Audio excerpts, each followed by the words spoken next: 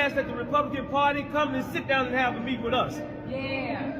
Come have a meeting with us. We all are against mass immigration. Chicago and any Republican candidate in the city of Chicago, now is your time, because we are done with the Democratic Party. To close off this press conference today, we are announcing that President Biden has lost the 2024 election. We are not powerless as American Muslims, we are powerful. We don't only have the money, but we have the actual votes. And we will use that vote to save this nation from itself.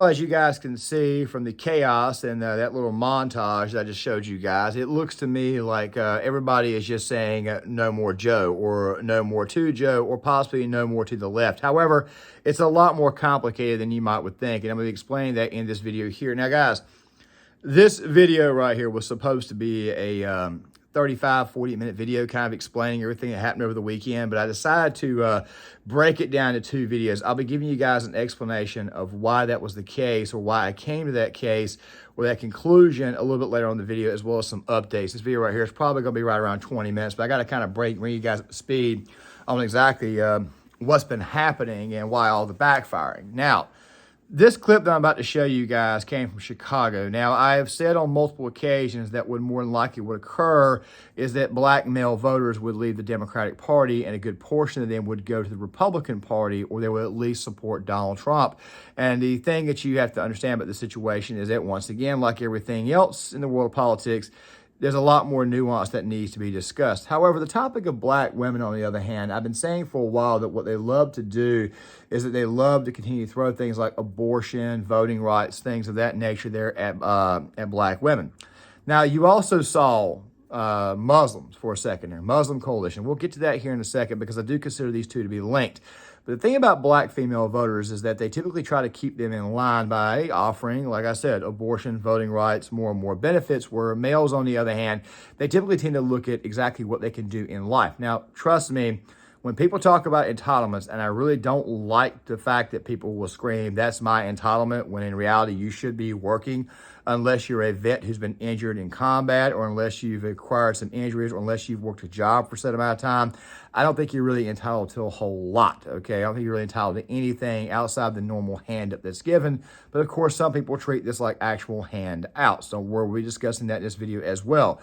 But the thing that you have to understand about this entire situation is that the Biden administration, they did this crap to themselves, and obviously they're about to pay the price for it, as you guys will see in one of these clips here.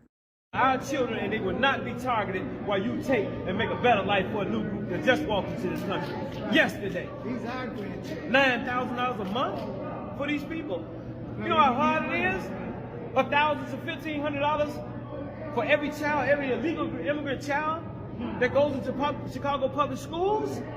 You give them money for uniforms and computers and all these things. We're not going to stand down, and we ask that the Republican Party come and sit down and have a meeting with us. Come have a meeting with us. We all are against mass immigration. Let's have a meeting. Let's have a meeting with the Republican Party. If Trump want to come to town, come and meet with us. Trump 2024. Come have a meeting with us, Trump. Trump 2024. We are not going to stand idly by while you starve our community. Let me say this again. You and our community, us as a people. It was heavily Democratic. Now, guys, I did a video a while back. Actually, I've done multiple videos on the migrant situation, and we'll be bringing the migrant situation up here soon. The thing about the migrant situation in Chicago is, as I have been saying, you're seeing that a lot of these people are getting replaced. Of course, what I mean by that is that black voters themselves are being replaced. I've talked about this in other videos before. The extremely high abortion rate, the high disease rate, the high death rate, and of course the high crime rate, or of course the high murder rate. And of course, when you're bringing in more and more people, you're kind of replacing these people. And obviously, black voters did not seem to understand that that was happening at first, but now they do in fact see that that is the case. So of course, they're going to probably say, hey, look, maybe we should talk to Republicans. However, there are people out there who think that this right here may be a ploy just to get Democrats to become much, much more moderate and cater back to the black voter. it could very well be the case. Either way, though, you should have woke up a long time ago, and it's better late than never, I guess. But still, the thing that you have to understand is that this right here will, in fact, the current administration, especially when we combine this with Islamic voters here soon. But the thing that you have to bear in mind is that now it's not just black men, according to what I'm seeing in these numbers, but of course in the reactions, it's also black women, as you will see. And any Republican candidate in the city of Chicago, now is your time, because we are done with the Democratic Party. Brandon Johnson, Governor Princeton, and President Biden have showed us what they think about the black community all over this country. And so we're standing here today to say, okay, if that's what it is, we win it. We don't have to support the Democratic Party. Right. We don't have to continue to support people who are not going to support us. And the Democratic Party here in this city, in this state, and in this country is not supporting us. You got the Republicans on one side and the Democrats on the other side. Guess what? They're part of the same bird. That's right. So it doesn't matter anymore which party we go with. But I'll tell you this, I'd rather deal with the snake that's outfitting himself of the Republican Party than the snake that's covered up in the Democratic Party. That's right. We're not going to continue to stand for this. We're not going to continue to allow our state representatives, our congressmen, our aldermen, and our mayor to let us know that we don't matter. Just like you're going to show us that we're going to matter, we're going to show you. It's going to be a great day in the city of Chicago when the Democratic convention comes here, and then they found out in March that a lot of black crisis has been the ultimate thing that's done it. Now, I've talked about the migrant crisis in several videos. I've talked about the situation where you've got the contaminated soil. We'll come back to that here in a second. I've also talked about the fact that the economy is bad. You guys are seeing a chart that I'm posting here of inflation, how much better it was under Trump than what it is under Biden. I've talked about the fact that people are starting to realize that, of course, they are in fact being replaced. And I've talked about the fact that the migrants are getting much, much more benefits coming across. In some cases, $7,000 a month, work release, permits, all that stuff there. And of course, black voters feel like they are getting shafted. And that's probably the biggest reason why they are actually leaving the current administration.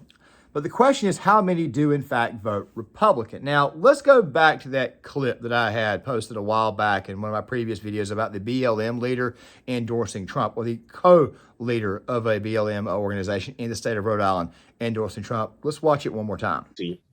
Than any president I can think of in my lifetime. And he's not alone in his criticism. President Biden faces dismal approval numbers among black voters in key swing states. It's a very high disapproval rate, especially for black voters. And Hispanic voters, I'm going to briefly mention, but I don't want to take too much off the focus of black and Muslim voters. Because like I said, they're definitely a lot more linked than you think. The thing is this right here. Black voters over time have started to realize that the situation, and maybe it was the fact that the Trump administration, where they kept on throwing stuff like he's a racist, they kept on pushing out the whole Charlottesville nonsense, the whole hoax, all that crap there. After a while, people are eventually going to believe it. However, the thing is this right here. When the reality on the ground is not the same as what the mainstream media tells you, after a while, you will begin to wake up and you will, in fact, begin to see that it is, in fact, mostly a bunch of BS that's been generated by the mainstream media. But then you get a situation, what I'm about to show you now. Now, granted, I've talked about this same situation on several occasions with the migrant crisis, people being put inside these places, people being put inside churches, people being removed from police stations, the tent cities, all that type of stuff there. But then you get this entire thing where now you want to put them inside of a facility, a brick and mortar facility that the taxpayer is paying for, but yet it's on contaminated ground. Let's run it one more time. 100-page environmental report. There were metal and other chemicals found in this site. But according to the mayor, the city has already begun removing those contaminants from the site and will move forward with plans. This equipment soaks in the rain tonight as it sits on the very plot of land that, according to a new environmental report obtained by ABC7 late Friday, is contaminated with potentially harmful materials. This as crews this week have already begun construction on a massive winterized migrant base camp in Chicago's Brighton Park neighborhood. The long-awaited report was done by outside contractor Terracon Consultants, hired by the city to investigate the site. In a statement, a spokesperson for the mayor's office says, quote, according to the report, soil with mercury levels was identified at one location and was removed and properly disposed off-site at a landfill. Likewise, soil with a high level of a semi-volatile compound was identified at another location and will be removed and disposed of off-site. Crews are also placing a clean crushed stone barrier around the site that will be regularly inspected. The statement goes on to say in part, quote, with the limited soil removal and placement and maintenance of the barrier, the site is safe for temporary residential use. But earlier today, people who live by the nearly 30,000 square foot site at 37th and California continued their weeks-long fight to stop the project and keep up to 2,000 migrants from moving in. It would have been far, far cheaper to put our wonderful new residents in real humane housing instead of this quasi-prison concentration camp on toxic soil. Now, city leaders have said before that they hope to have this place up and running by the middle of the month. We've also learned tonight that Alderwoman Julia Ramirez is renewing. Winter coming in Chicago, and I had a lady who's from Chicago put in my comment section. She's like, wait. It's only like the mid-40s out here, and these people are complaining. I've done several videos on the Venezuelans and the migrants complaining about the conditions. And I have said in those videos that you shouldn't have came over to begin with. You took one hell of a risk coming across. You took one hell of a risk bringing your children across. I mean, blindly going into the situation. I mean, you had to have known that they would not have facilities for you. And of course, some of these people have been staying in extremely, and I mean extremely nice hotels on the taxpayer's dime. The taxpayer, after a while, is going to eventually get upset with this. The taxpayer does not want student loan debt forgiven, let alone do they want housing for the migrants that are coming over illegally. By the way, I got to say this on several occasions all the time. I am very much in favor of legal immigration. I'm not in favor of illegal immigration. And I used to be relatively lenient on that. But now I've seen that, hey, look, this right here is in fact a problem, and it's going to lead to more problems down the road, especially when it comes to culture wars, the fact that these communities do not connect. And of course, you're starting to see this. And as a result of this, a lot of black males and even some black women are now leaving the current administration that they voted for, or they could be using as a ploy. Either way, though, I do not think that these people will come out and support Biden, which now brings me to Muslims, because I think this right here is just as, if not more important. To close out this press conference today, we are announcing that President Biden has lost the 2024 election. We are not powerless as American Muslims, we are powerful. We don't only have the money, but we have the actual votes. And we will use that vote to save this nation from itself. Tim Pool had a piece on this morning, and then he would eventually go on to ask the question, are we going to have a progressive government someday? Things of that nature. That, by the way, is going to be talked about in part 2. But there's a very small bit of this that kind of explains what's going on with all these, let's just say, Muslim groups, black Muslims, of course, those who come from Palestine, those who come from the Middle East, who've immigrated over here, getting together to say, hey, you know what, look, we're just going to abandon Biden. Let me go ahead and roll this. According to Politico, leaders from Michigan, Minnesota, Arizona, Wisconsin, Florida, Georgia, Nevada, and Pennsylvania met in Dearborn, Michigan to coordinate their efforts before the election. During a press conference, University of Minnesota professor and member of the coalition, Hassan Abdel Salam, said, we are looking into finding ways to build a mechanism of coordination between all the swing states so that we're constantly working together to ensure that Muslim Americans will come out in all of these states and that Mr. Biden will lose each and every one of them. Right behind me, what Mr. Biden should see is 111 electoral votes, and he won last time with 74. There is no way Joe Biden will abandon Israel. You know, all these people can come out and say whatever they want. They can say, you know, Joe Biden, you got to stop funding Israel, otherwise we ain't going to vote for you. Joe Biden won't care. You see, Donald Trump wanted to withdraw forces from the Middle East. Donald Trump wanted to stop war. And this is what happens to him. He is now facing like several hundred years in prison. One of the judges in one of his cases, because he got many, already expressed the opinion that he should be in jail. Now, this judge should not be overseeing these cases, but doesn't matter because the game is rigged, isn't it? So you think Joe Biden would back down from supporting Israel? That ain't going to happen. So by all means, abandon Biden. back away from Joe Biden, abandon him, and then Donald Trump wins. Donald Trump is going to be way more pro-Israel than Joe Biden is. But I want to show you some stories before we jump. Muslims and black voters leaving, you probably think to yourself, wow, this current administration is in fact in trouble. But as you guys saw there in the previous, you guys just saw, some of these voters don't really care as long as you get rid of the problem. So they'll still go out there and go vote Democrat regardless and still remain the left because these people don't want to get any additional information on what is actually going on in today's world and society. They don't really care about anything. Just keep the people over there. I really truly don't care. Just give me back my benefits. Of course, you're probably also seeing a lot of people turning on this as well. So therefore, it also creates a bit of a split. Not to mention the fact that a lot of left-wingers, a lot of liberals are shocked to find out that the pro-Palestine side hates their guts. A lot of people are figuring this out. So this is definitely going to be influential come the election cycle. Really going to be a problem in a city like Chicago where you already have rampant crime. And then to go on top of this, the 2024 Democratic National Convention is being held there. Now, guys, between Chicago, New York, LA, and all the big blue cities, I have always felt that the first city that would really get hit hardest by this would be Chicago. It would be the first one to go down. But it also may be the first one to reform itself afterwards. So we may be seeing something special happening in that city. Yes, I know that obviously you got a migration crisis, you've got the winter coming in, and a possible humanitarian crisis.